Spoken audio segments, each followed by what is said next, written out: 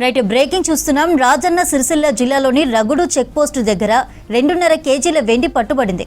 వాహన తనిఖీల్లో భాగంగా కారులో తరలిస్తున్న సిల్వర్ను గుర్తించారు ఎస్ఎస్టీ అధికారులు. సిల్వర్కు సంబంధించిన పత్రాలు లేకపోవడంతో స్వాధీనం చేసుకున్నారు. జగిత్యాల జిల్లా మెట్పల్లికి చెందిన తోగిటి సత్యనారాయణ అనే వ్యక్తి దగ్గర వెండిని స్వాధీనం చేసుకున్నారు. మున్సిపల్ ఎన్నికల్లో భాగంగా చెక్ పోస్టులు ఏర్పాటు చేసి తనిఖీలు చేపట్టారు అధికారులు.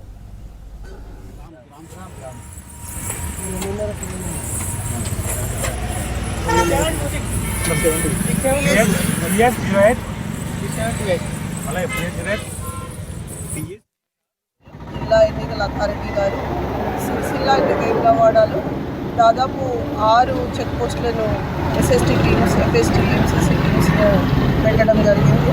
అందరూ కూడా సక్రమంగా వారి విధులను నిర్వర్తిస్తున్నారు.